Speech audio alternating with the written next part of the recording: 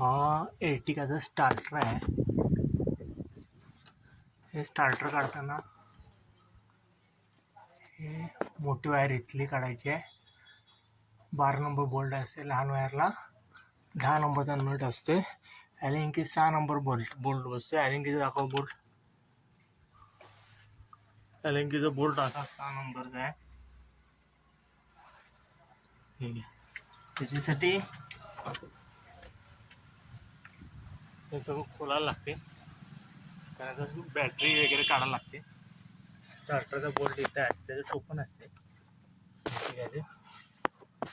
6 नंबरचा बोल्ट वरून एक असते. ते खोलून मग स्टार्टर बाहेर येते.